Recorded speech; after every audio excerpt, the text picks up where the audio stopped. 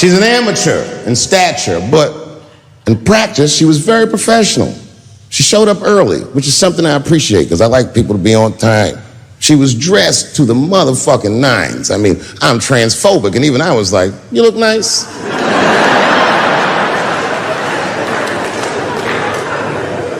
Went up on the stage with all the swag of a professional comedian, grabbed that mic and walked right down the middle and looked at the crowd like a gangster. Man, you should have seen her work. This bitch bombed for 45 minutes straight. And I am not exaggerating, young man. That show was terrible. Stunk. Stunk. And then she brings me on, and you know, I was like a glass of water after a handful of salt. The crowd was happy to see me. I was killing it. But here's what impressed me. Any other comedian I've ever seen, if they had bombed as bad as she did, would have snuck out of the back of the theater and went home and cried or something. And she didn't do that. Not only did she not leave, she found a seat right up in front. You know, when a new comedian watches an experienced comedian in comedy, we call this taking class. And this bitch took my whole class. She sat up there and was laughing as hard as she always laughs, as if nothing bad had even happened to her. And I saw her show.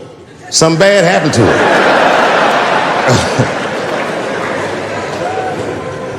She was drunk.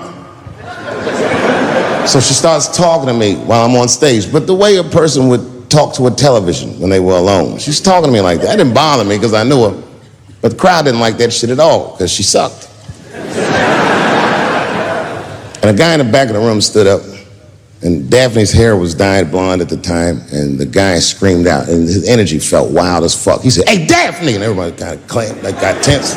We didn't know if it was a heckler or active shooter. And he said,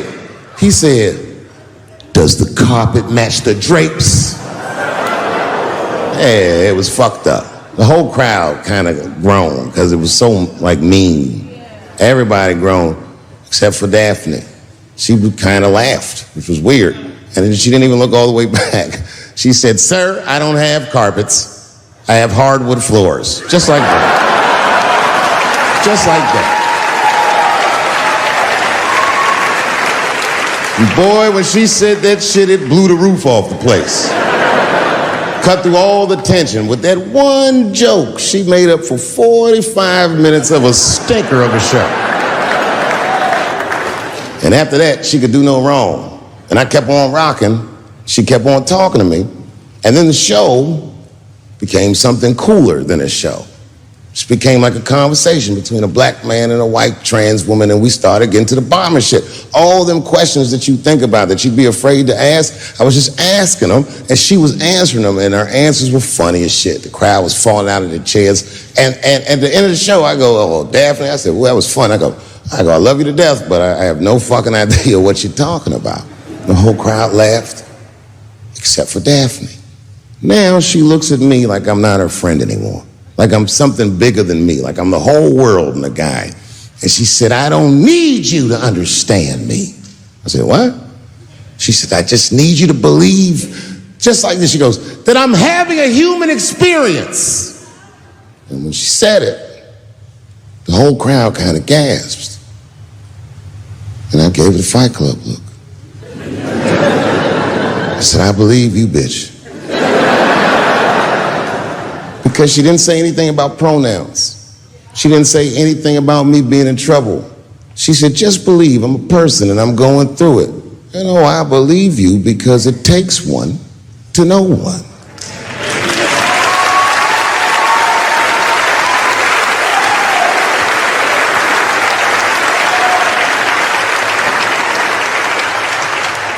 Then I told the crowd good night, and they start going crazy. And before the applause gets to its crescendo, I say, "And don't forget my opening act, Daphne." And the crowd stood up. And I looked at her, and tears came out of her eyes. She couldn't believe it was happening. I couldn't believe it was happening because her show stunk. And it was a great night. I remember the late, great Paul Mooney was there. A bunch of fly-ass comedy niggas was there.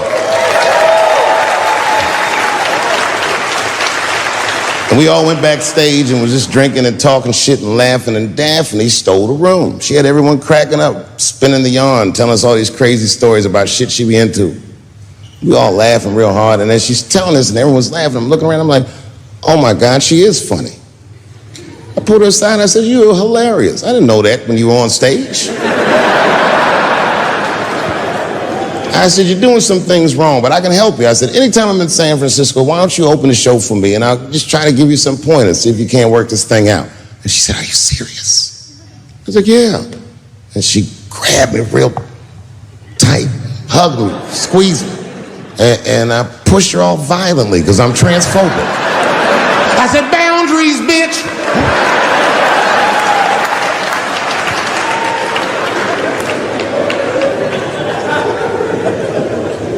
When Sticks and Stones came out, a lot of people in the trans community were furious with me, and apparently they dragged me on Twitter. I don't give a fuck because Twitter's not a real place.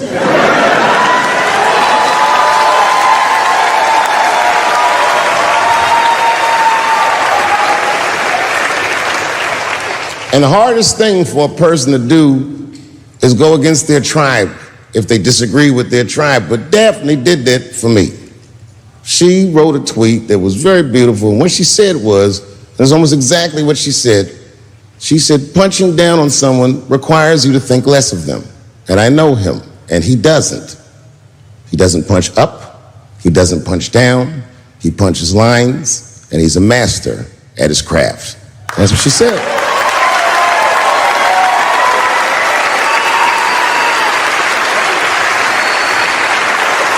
Beautiful tweet, beautiful friend.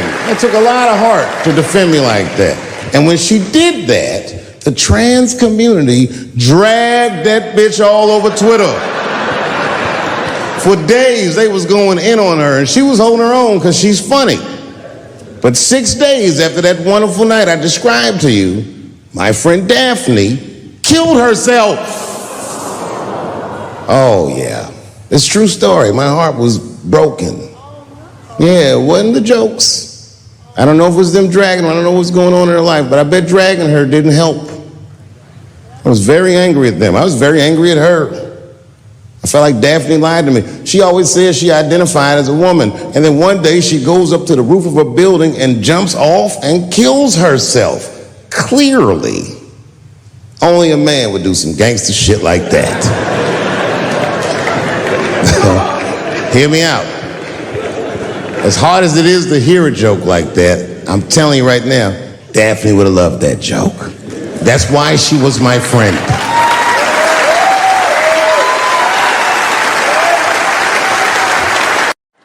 Well, I have some very bad news for the people in the front rows.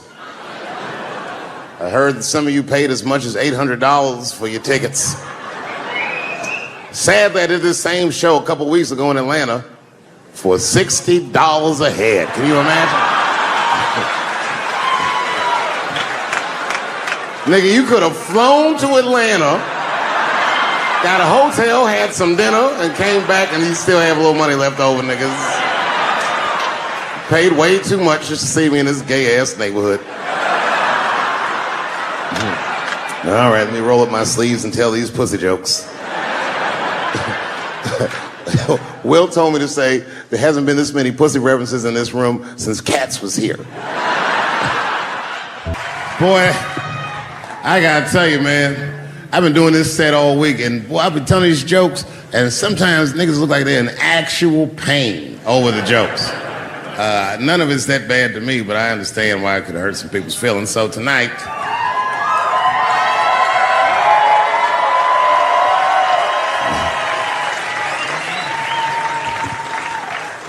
I'm gonna give you an opportunity that I rarely give anybody. I'm gonna let you say whatever it is you need to say to my face, or ask me whatever it is you wanna know. But there are no dumb questions allowed. If you ask a stupid question, you'll be asked to leave. Nah, I'm just kidding, go ahead. Everyone relax, come on. Oh yes, sir, in the front. 2 questions, how often do you write, and can I have a cigarette? All right, first, you may have a cigarette, but remember, this is not jail, motherfucker. This lady right here. I have a question. Do you remember this scene? Oh, I do remember that. Ma'am, I'm going to have to ask you to leave. That's a terrible question. This gentleman in the front with the salmon-colored shirt on. I was wondering if you had any advice for young comedians that you generally give, and Are you thinking of doing comedy? I've never done it before, but watching you has made me want to try it.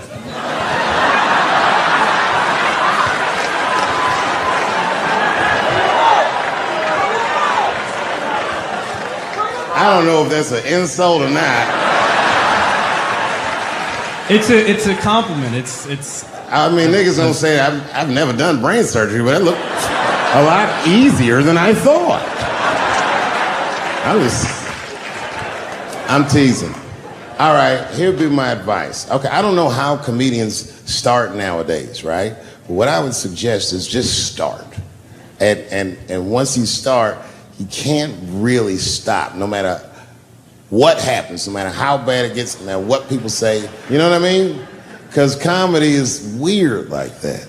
You know why I hate watching other comedians do comedy? Not because I hate other comedians, but because I love comedy so much. It's like watching somebody else fuck your girl. And I say, fuck her better than that. Yes, you on the aisle up there, the lady with the long, yes, you standing up, I see you. My favorite book of all time, The Narrative of the Life of Frederick Douglass.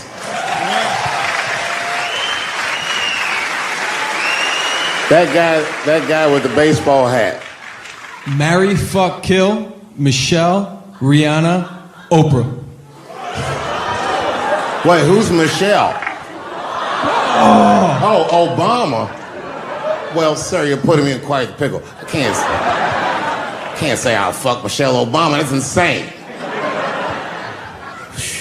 Well, I guess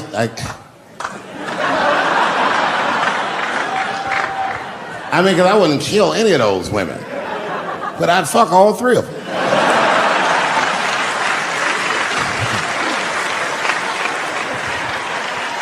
The gentleman in the blue Oxford standing up. Tell us the story with Charlie Murphy. Tell a story about Charlie Murphy? Or your favorite.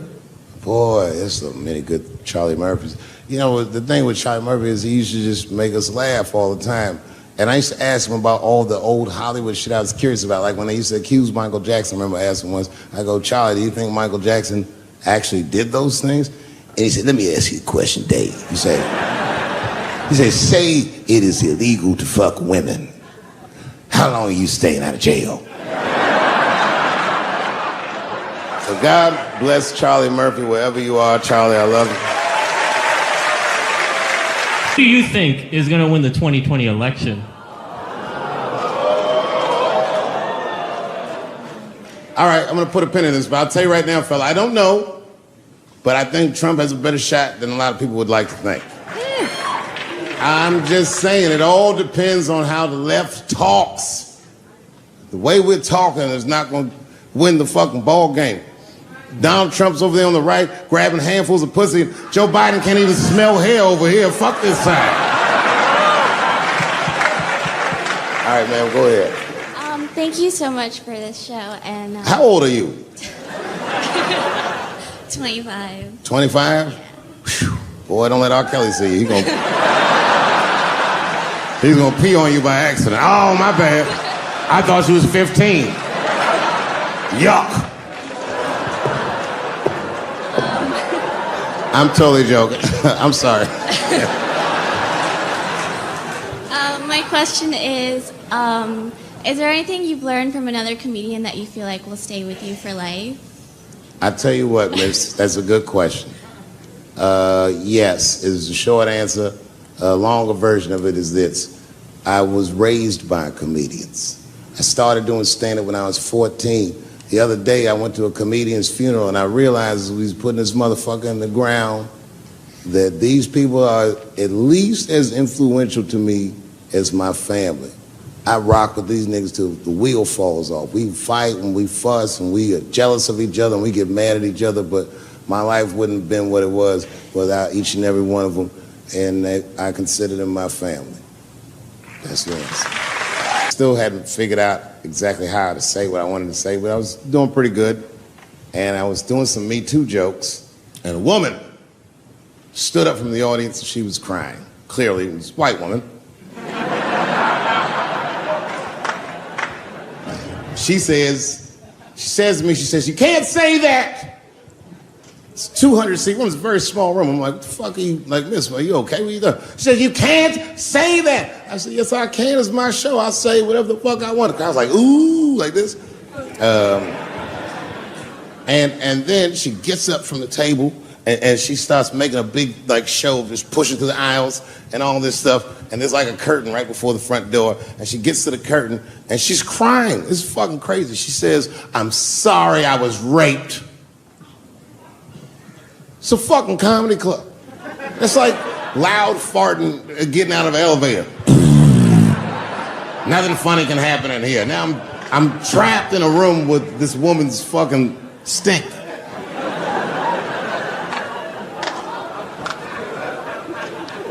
And I say, miss, it is not your fault that you were raped,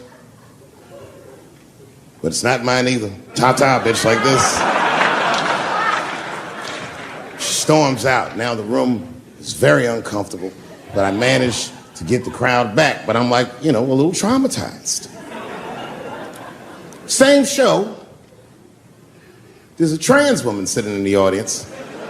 This is a true story. This was like a few weeks ago. I did 6 shows that weekend. This trans woman came to 4 of them. Calls herself Daphne. Man, this chick Daphne was in there cracking the fuck up at everything I said about everybody. It was amazing. She was laughing, and it was fun to watch her laugh. You could tell she was letting go with something that was heavy, and she'd throw her head back, and she'd smile with all her teeth. She was having a great time. And the more fun she had, I felt bad, because I knew I had some trans jokes to unload. And I thought to myself, maybe I shouldn't say these jokes because I don't want to like fuck her evening up. She's having so much fun. But then I thought to myself, well, if I can't say it in front of her, should I say this shit at all? So I let her rip. And to my surprise, Daphne laughed harder at the trans jokes than anybody in the room. In fact, everybody in the room would look at her to make sure it was okay. And I got off stage, I was in the dressing room, I was like, man, this is a fucking weird show. I'm sitting in the dressing room by myself just trying to figure out, like, what the fuck just happened out there? Like, why is it that this one woman can't take any of these jokes and Daphne can take all of these jokes? So weird. And then I realized, Daphne used to be a man.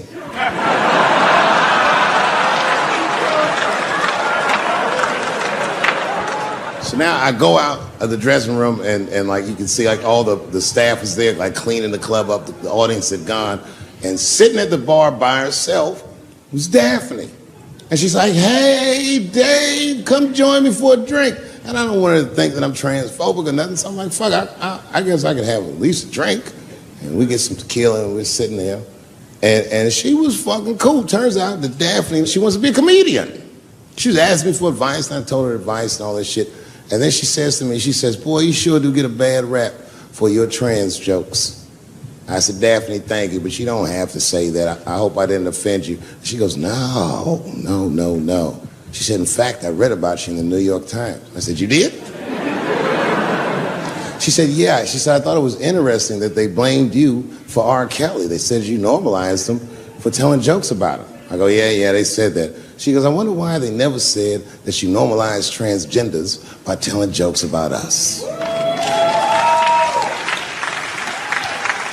And I'd never thought about that. It never occurred to me. And we started making out. And then like, I reached up just to see what it felt like. I was like, what? And it felt like pussy, did it? I was just like, go ahead, ask me a question. What the fuck you gonna do if Trump get reelected? What am I gonna do if Trump get reelected? Probably get a significant tax break.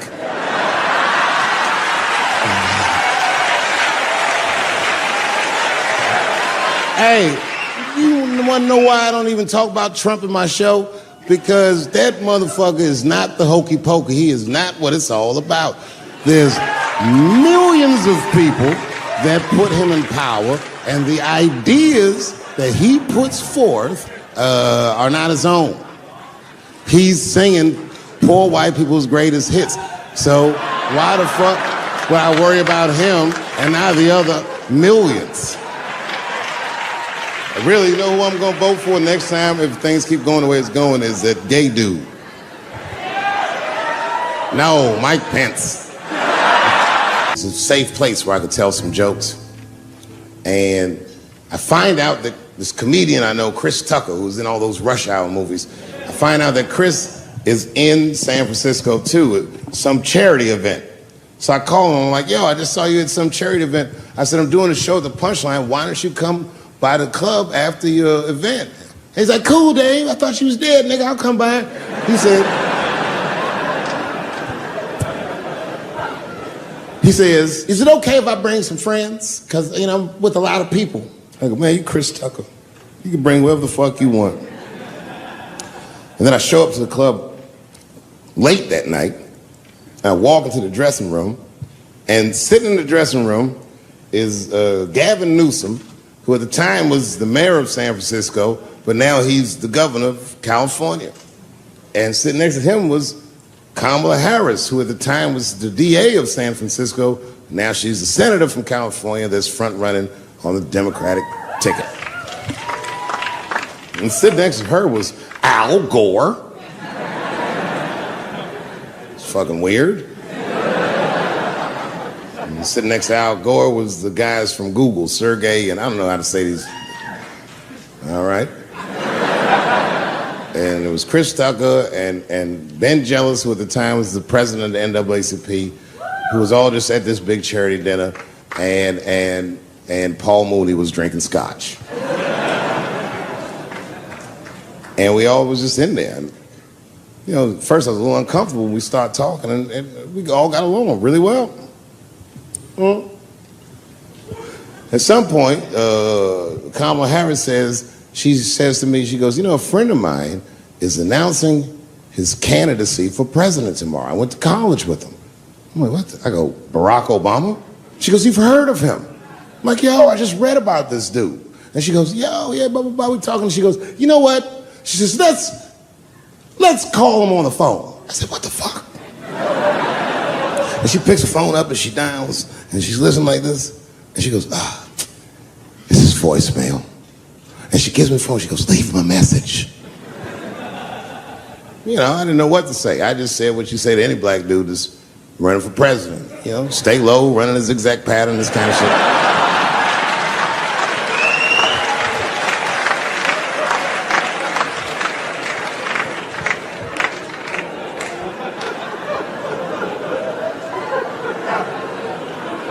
And then the last thing I say is, you know what? I said, sir, I really do believe you can do this. Like, man, I'm wishing you luck.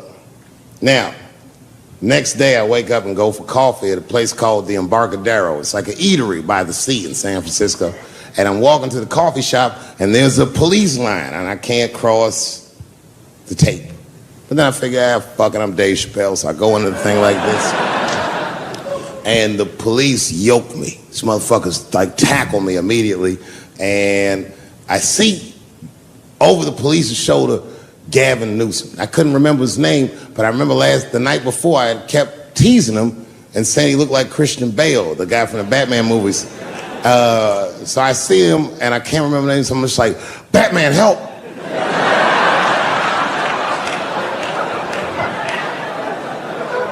And he stops, he's like, Dave? And then the police see that the mayor knows me, so they all like, oh, sorry about that. And he's like, hey, back up, everybody. And he just picks me up. He's like, I'm really sorry about that. I'm like, I'm fine, don't worry about it. And he's like, listen, I'm here with Prince. Would you like to meet him? I'm like, I know Prince. That's my nigga. And we go around the corner, and it was Prince Charles, the Prince of England. I didn't know the protocol of meeting royalty. You're not supposed to touch him. I dapped him up like a nigga. My nigga. Wow. Just hugging him and shit like this, dapping him up. Like this. And that nigga was cool too. I was like, that's really fucking weird. And then I was just out there in the upside down, not having no TV show, trying to figure life out. And the election was going on in the background. And this guy, Barack Obama, was picking up steam. This motherfucker was killing it. And I had a chance to go to the last debate on the Democratic ticket. And I went. It's me and Chris Tucker sitting in Myrtle Beach, South Carolina. It's the last three candidates. It was Barack Obama, John Edwards, and Hillary Clinton. Now, Obama's a lot taller than Edwards and Clinton, and he had the center podium. And at one point, they're all on stage, and they start fussing, and Obama goes, look, none of us are perfect, like this. And his hands was like this, and there was light shining behind his head, and the other two candidates was looking up at the nigga, and I was sitting in the audience like, this nigga looks like Jesus.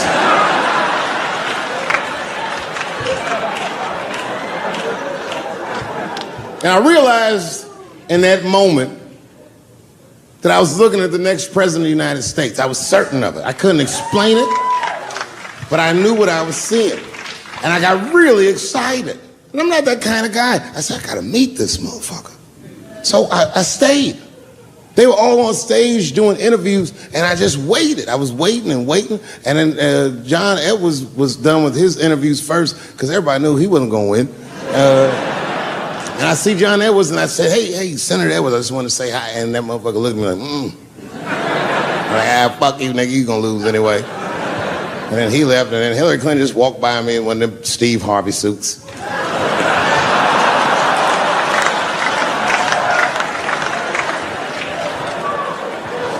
But Obama was taking forever. Everybody wanted to talk to him. When I knew the media saw exactly what I saw, there was no question about it. That was the guy. I waited and I waited, and finally, it must have been over an hour and a half, he finishes his last interview. He's like, man, thank you very much. Good talking to you. And he turns around, and we make eye contact. He sees me, and when he sees me, he looks over, he goes, Dave Chappelle.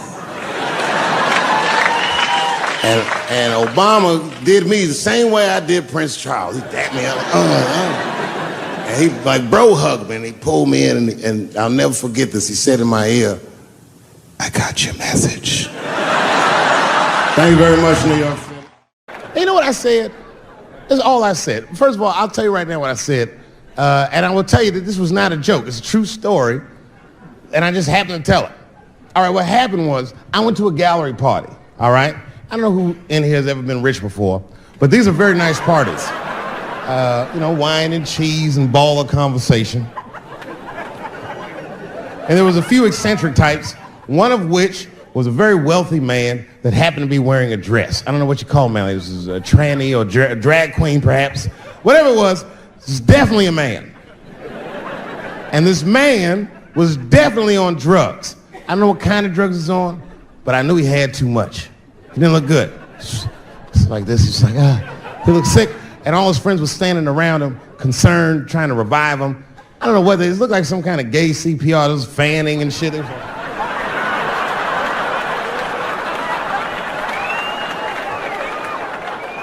I saw all this from a distance. Now, I should have minded my own business, but I got curious. I was like, oh. And I went over there. All I said, excuse me, gentlemen, is he okay? And then they looked at me like I was evil. She is fine. I said, word? Oh. I'm sorry, I didn't know this is what we were doing. Here's my thing. I would support anybody's right to be whoever they feel like they are inside. I'm your ally in that. However, my question is, to what degree do I have to participate in your self-image? Is it fair that I have to change my whole pronoun game up for this motherfucker? That doesn't make sense. Seriously. If I put on an Argyle sweater and I'm like, hey everybody, I feel like a white guy in this sweater and I want some goddamn respect and a bank loan. That's not gonna work. Give a fuck how I feel. Why should I give a fuck how you feel? Nigger is a pronoun. But there was no time for philosophical debate. This was an emergency situation. I said, fine. Sorry, guys. I was just worried because she looks terrible. She just fell off the bench. Appears that her dick is popping out of her dress. Mind if I call an ambulance, champ? I'd rather not be at a party where a tranny ODs. There's too many questions to answer.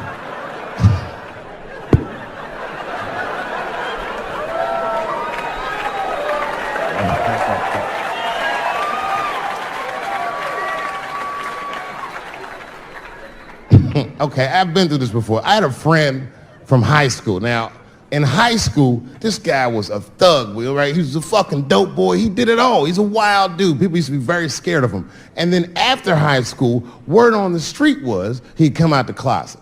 I personally didn't believe it.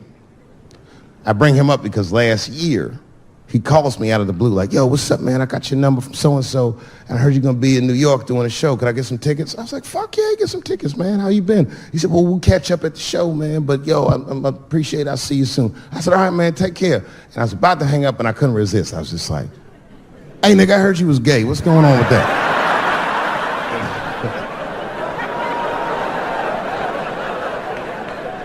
And I wish I didn't ask, because he sounded like he was dying to talk about that shit. And he had a long story about it. And it's not that I didn't care, but I was, I don't like talking on the phone. I was watching TV at the same time. So I just wasn't really paying attention like I should. But I was trying to sound supportive, but I didn't really know what to say. So I was just like mumbling shit throughout this conversation. I was just like, well, nigga, you gay, man. You just gay. Like,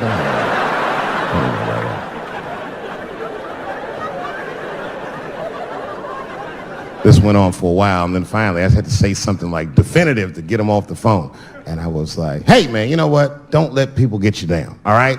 And the next time someone tries to make you feel bad about yourself, just remember, everybody fucks funny to somebody.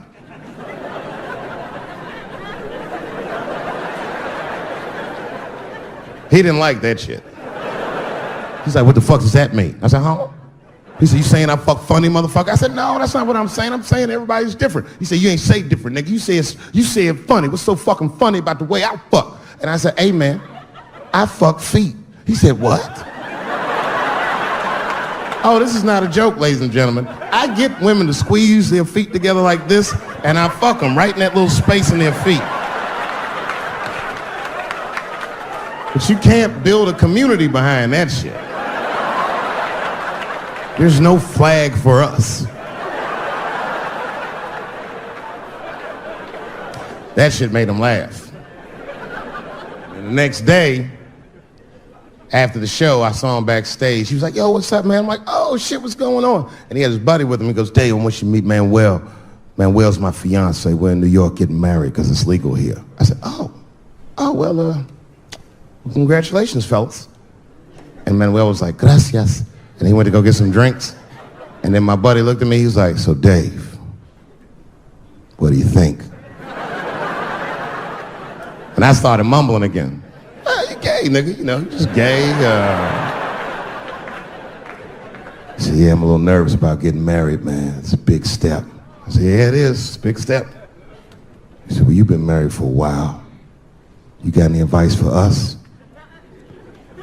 No, I'm married to a woman. Sorry about that. And they corrected me. He said, no, you married the person that you love. So it's essentially the same. I said, man, the problem with that statement is that it makes the assumption that I love her. But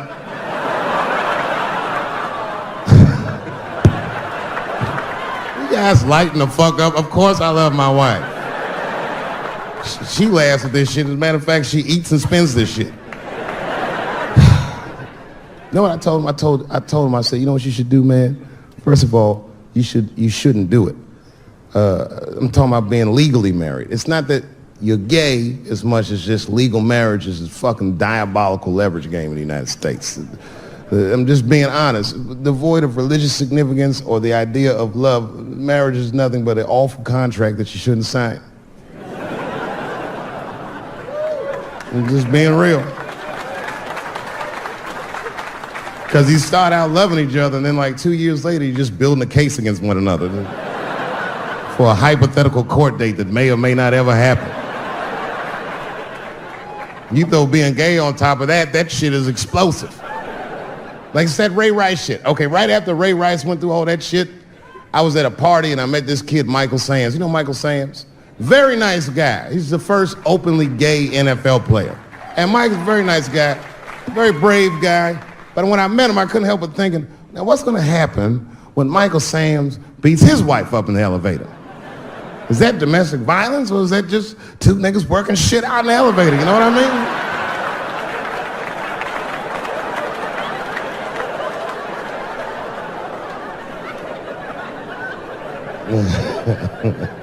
Anyway, I give all married men the same advice, gay or straight. Get a dog. This dog will love you all the time, but she's not going to. It's real talk. I didn't even know about dogs, and my kids got the dog. They brought him home from the shelter, and I didn't even want him. They're like, "Can we keep him?" I said, "Nope." I said, "Where'd you even get this dog?" They're like, "We got him from the shelter." I was like, "Ugh." Probably something wrong with him. You can't keep him. And then my kids started crying and screaming like the dog had gambling debts. "Please, Dad, if you don't let us keep him, they're gonna kill him." I was like, "Oh. All right, you can keep him." And this dog was a menace. I hated his guts. Then one night I'd smoked a bunch of weed and I was eating a sandwich and Baba came over. Baba's the dog. He came over and was staring at me. This will make you very uncomfortable if you're just looking at you usually.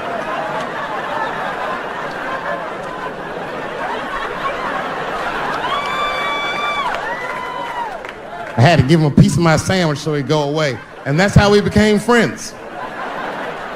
Now, if you see me walking down the street with Baba, I ain't got no leash or nothing. He walks right next to me. If I stop, he'll stop. And if I go, he'll go. And all my friends are like, "Yo, Dave, that shit is dope. How you train Baba to do that shit?" I've never trained Baba.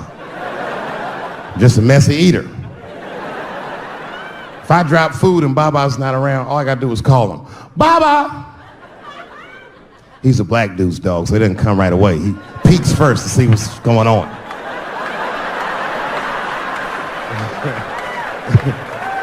I gotta tap my foot so he can see the food. "Over here, little buddy." And he's like, "Thanks, Dave." He'll come get it and run off.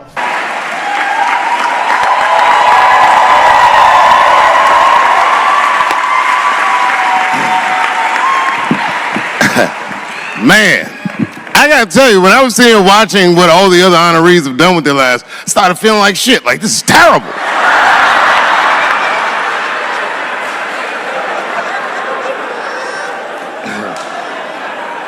And then Bobo brought me up and started out good with that Ali picture, and then it just, whew. But that coloring book that was in the picture, I know the Ali's are here, that coloring book, my mother has it. And the champ, he signed it. You know, the greatest, he signed it, Muhammad Ali. And his sparring partner was there that day. And his sparring partner signed it, said, "The next heavyweight champion of the world, Larry Holmes." And he was. And 2-year-old Dave Chappelle colored all in that shit and just ruined the book.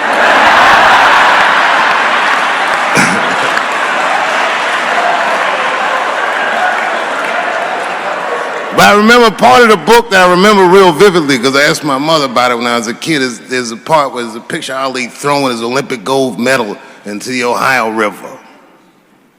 That's why it's so weird for me being here. You know, both my parents were very brilliant. My dad went to Brown in 1955. That's right. He told me at the time he was one of 3 black students. He said one of the guys got accused of a rape that he probably didn't commit. And the other guy killed himself, and Dad said, and I left. And see, that's what makes us Chappelle's great. We know when to quit.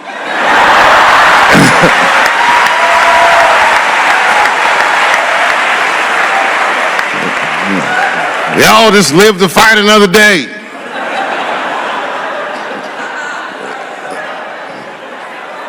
I gotta say, I'm very honored to be here, and I'm very honored to be here with the other honorees. Really, I'm like very humbled by you all, the work that you do, and you all make me want to be better. All of you.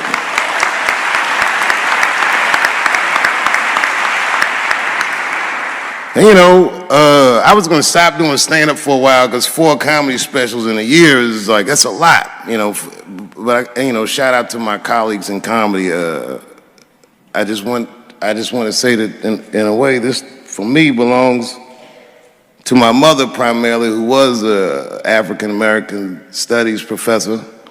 And a lot of the content that I say, she raised me well. I'm not an uninformed person. But also, my colleagues in comedy, like comedians have been getting beat up pretty bad recently, and we're somehow nowadays expected to speak with the precision of attorneys or politicians. We are not. I always think of James Baldwin. James Baldwin was one of my favorite writers because he managed to tell white people what they feel like to be around.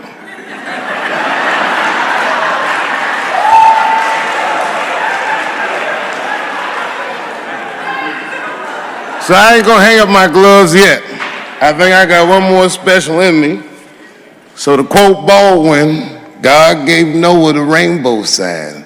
It's no more water, it's the fire next time. Thank you very much. And so, if you would, please join me in welcoming Dave Chappelle home again.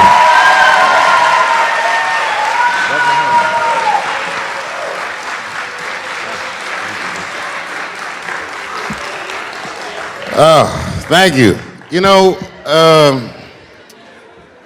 I speak for a living, and I'm a little nervous today. I wanted to say thank you, Mr. President, and thank you, Bishop Green, and thank everyone at Allen University for hosting me today, because it feels special, right? When I think of this great grandfather that I've heard about in my life, but never actually touched his legacy. So it's like the product of his loins coming to meet the product of his work. And it's an important day for me personally. And I know a lot of you guys are students, and I just want to tell you I'm the first person in my family to not go to college. And as the president has told you, I've done outstanding in spite of that.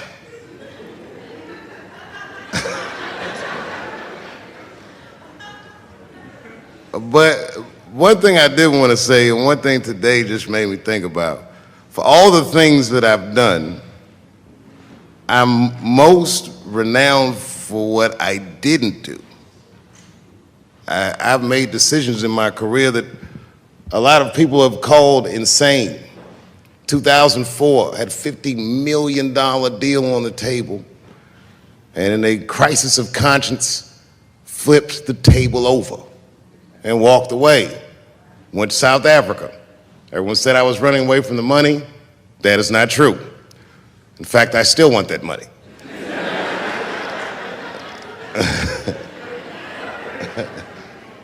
The idea that I wanted to just share with you guys is the idea that sometimes you do what you think is best, whether anybody understands it or not.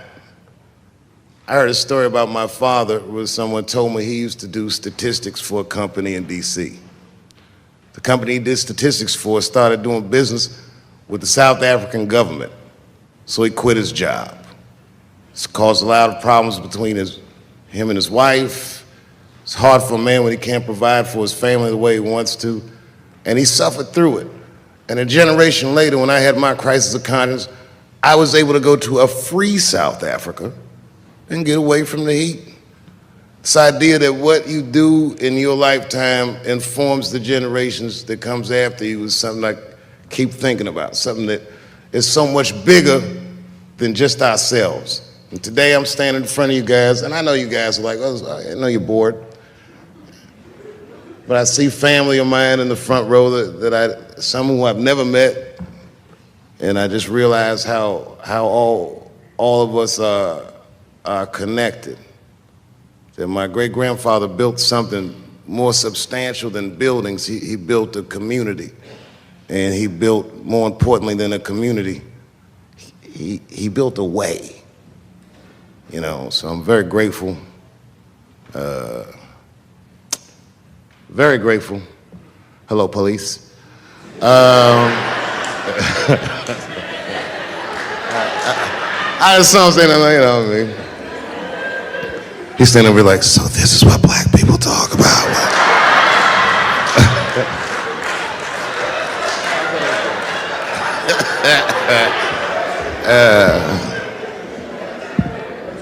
I just want you guys to remember, you know, that right now there's this thing where ethics aren't what they used to be. This idea that people are trying to replace the ideas of good and bad with better or worse, and that is incorrect.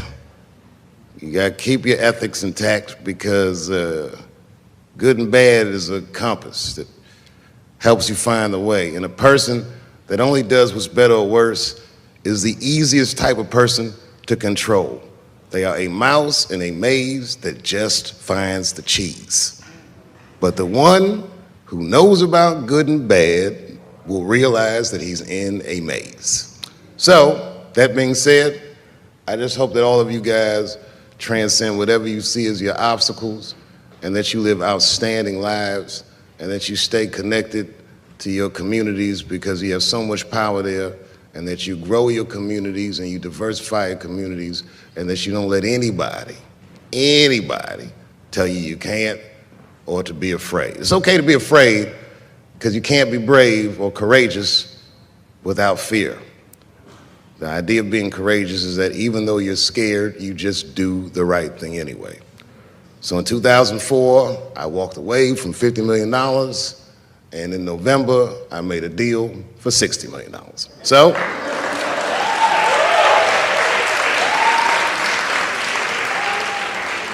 although I am not the most famous comedian of my time, I would like to know what their great-grandfathers did. I'm very proud today. Thank you very much.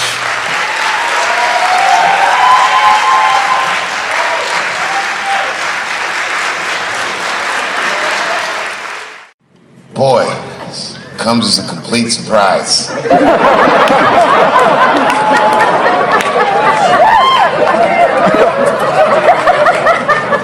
I mean, I read all the reviews and they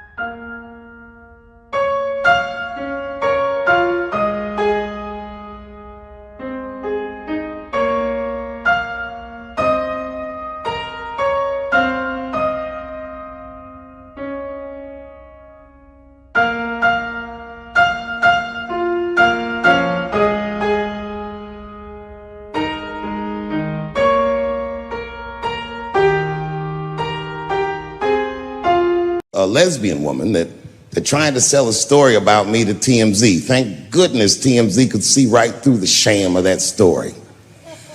This woman claimed that I beat her up in a nightclub because she was a lesbian. That is fucking crazy. Bitch, I didn't even know you was a woman.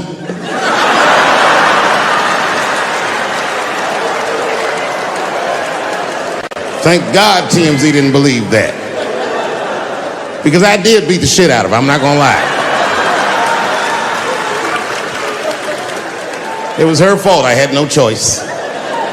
I came in the club minding my own business, and a woman came up to me, she goes, oh my God, Dave Chappelle. And I was just being reciprocally nice. Hey, miss, how are you? Blah, blah, blah. But not talk, nothing to it. And all of a sudden, this lesbian fellow stepped between us.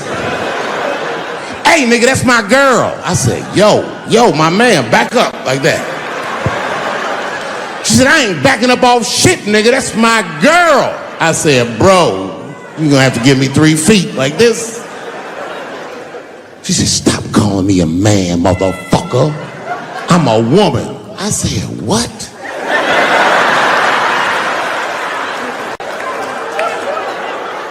And then I looked deep in this nigga's cheekbones. I said, oh my God, you are a woman. It was just too much for me to even wrap my mind around. But I tell you what, I unballed my fist immediately, and I softened my posture so that she would know she's in no danger. I even changed the tone of my voice. I said softly, sweetly, like a pimp might say. Bitch, I'm about to slap the shit out of you.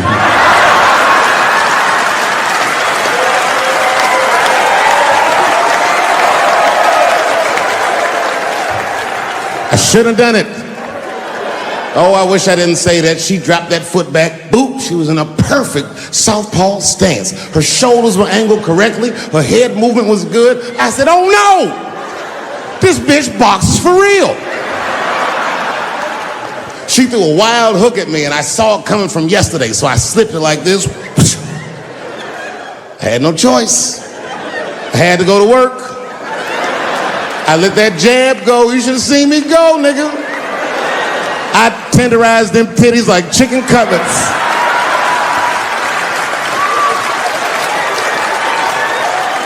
I whooped the toxic masculinity out of that bitch.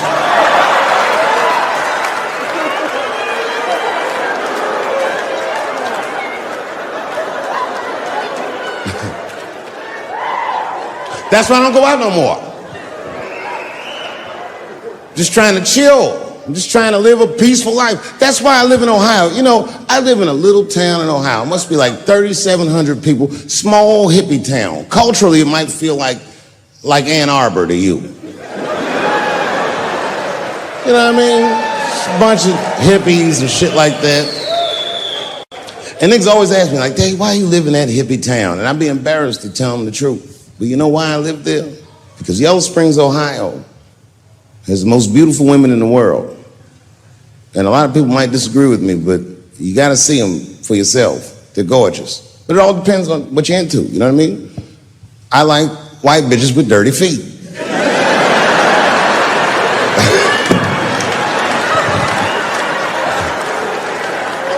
If I had a strip club in Yellow Springs, I would call that shit strippies. All naked hippies all the time. And I'd only hire girls with long titties and long vagina hair that looks like they slept on it. And I would keep a pile of dirt right next to the stage. I come back, bitch, get your feet in that dirt and get up there and give those people what they came to see. Chalk up, bitch.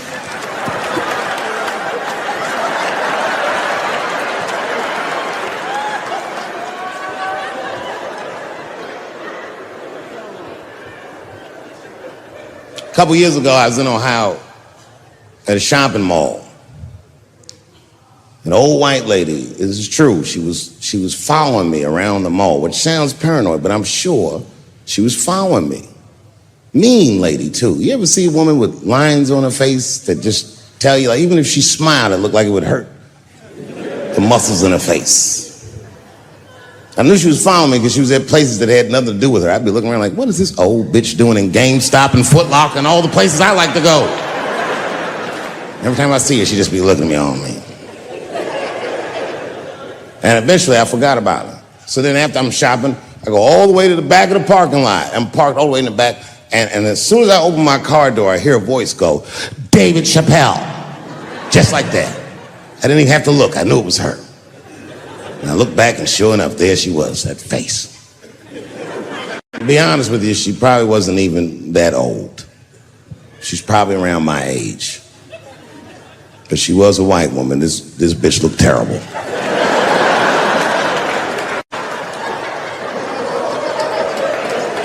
Going all the way. I kept my cool. I was nice. I said, hello, miss. And she didn't say anything back. All she said was, I watch your comedy. I said, uh-oh. And then she says, it's true. She goes, it sounds to me like you hate women. I said, well, you know what, miss? It's art. And you're free to interpret this art however you'd like. But I can tell you, as the maker of this art, that I don't believe that I feel that way. And she said, well, I think. And I said, shut up, bitch. Shut the fuck up.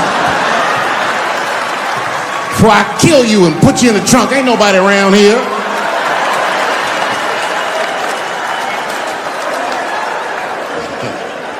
I'm just kidding. I didn't say that. I felt that way, but that's not what I said. I was more clever than that. You know what I said? And this is exactly what I said. I said, miss, before you finish that statement, let me ask you a question. Where'd you see me? Did you buy a ticket to a concert I did? I doubt that. Or maybe you watched one of my specials on Netflix. Or did I follow you to your car and do my act? She said, what? I said, keep it in the comment section. Bitch, this is real life. Ta-ta!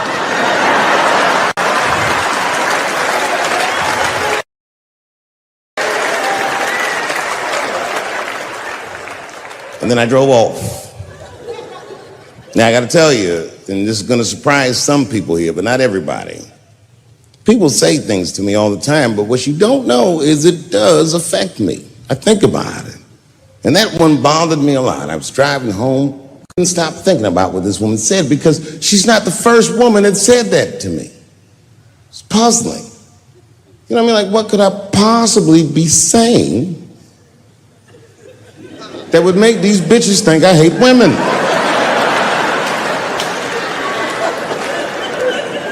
Couldn't figure it out. So you know what I did? I Googled the dictionary definition of a feminist just to make sure I was talking about the right thing. And do you know, sir, what the dictionary definition of a feminist is? I didn't either. Listen to this. Webster's defines a feminist as a human being, not a woman, a human being that believes in equal rights for women. I was shocked that that's what that meant. Because by that definition, I would consider myself a feminist. And I didn't even know that at the time.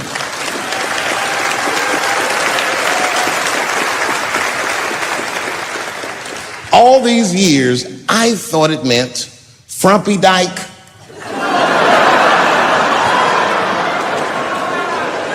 Well, that's who's always talking to me, some chick in overalls. Men are trying to rape us. Ah, not you, bitch. We please.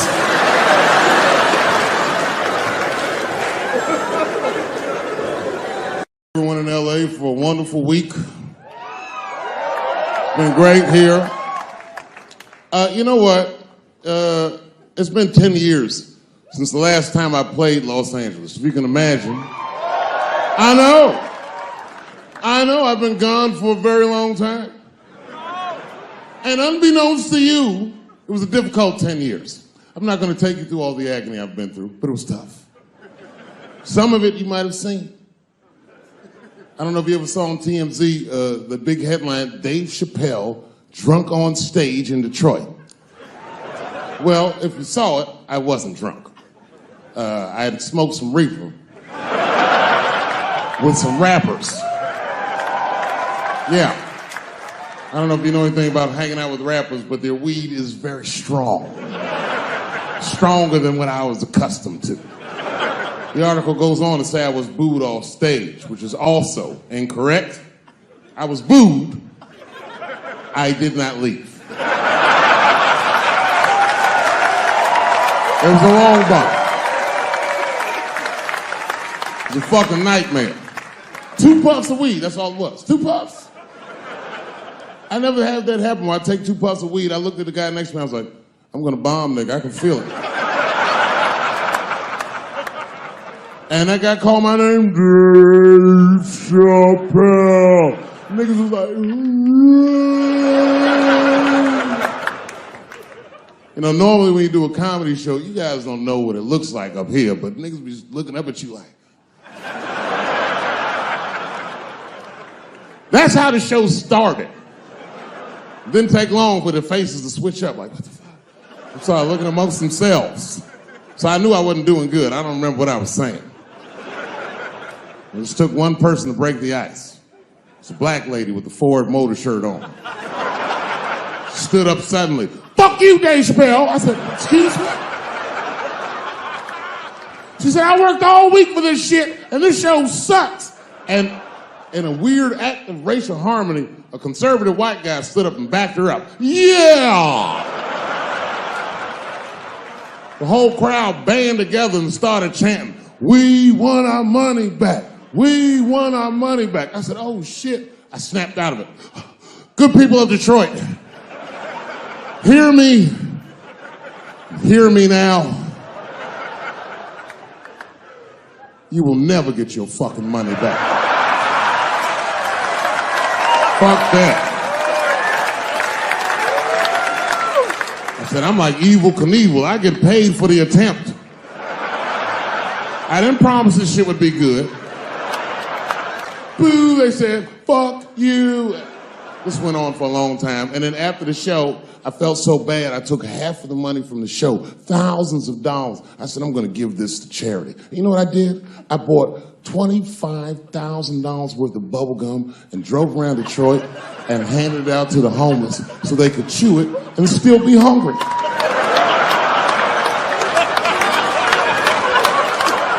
I was very mad at Detroit that night. Because not only did I bomb, nigga, I had to go back to the very same room the next night and do it all over again. Fucking nightmare. That would be like if you were having sex with a woman and for some reason, this would never happen, but for some reason, she had a mouse trap in her pussy. You get caught in the trap.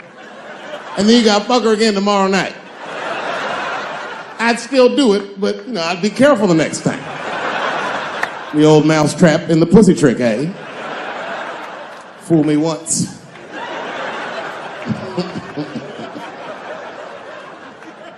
Yeah, it was a tough time.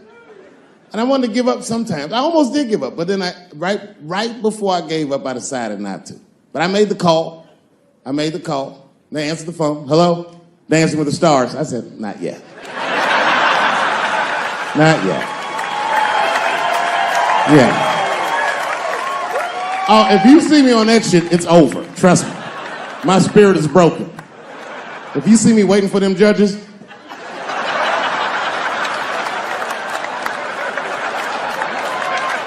getting critiqued on my cha-cha, fuck that. I've been hanging out in there. I haven't been working in LA, but I come out here and hang out and shit. I was out here a few weeks ago. I almost got arrested. I'm not bullshitting. This happens to a lot of black people. What happened was, I was coming out of one of those nightclubs in Hollywood, and my friend saw me. I guess I was wobbling or something. So he just rolled up. He's a good friend of mine. He's like, hey, Dave, give me the keys. And I was like, all right, nigga, just take the keys. And I got in the passenger side of my car, and he drove it. And it was fine. Just talking, chopping it up. And then on the 10, the blue and whites hit us. Now, I should tell you, the friend that was driving me was black, which really doesn't have anything to do with the story, other than to let you know there was fear in the car. Not my fear.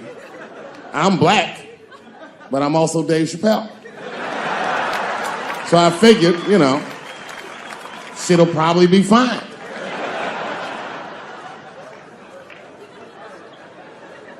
Traffic stop started off on the right foot.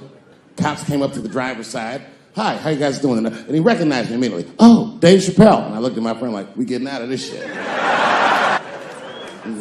And then he says, you know, you guys were swerving in the lane. Do you mind just stepping out the car for a second? Still no cause for alarm. I looked through the rearview mirror. The body language of the arrest looked good. He was talking. So then I started fucking with the radio. You know, a traffic stop's going good if you listen to the radio when someone else is outside of the car. But then when I looked back in the rearview mirror, something had gone horribly wrong. That motherfucker's back there like. And the next thing I knew, they were stuffing him in the back of the car. And I thought, you know, when anybody would think of a situation like that, oh my God, what is going to happen to me?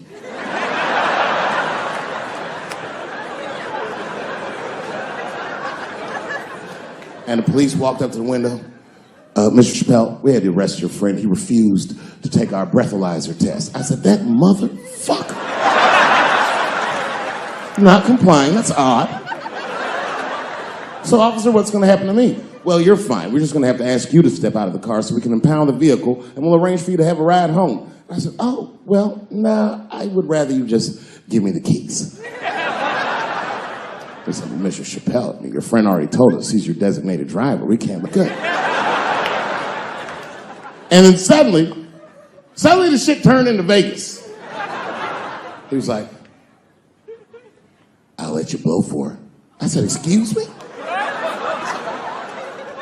He said, if you blow in my breathalyzer. I said, oh, nigga, I thought you was trying to get your dick sucked.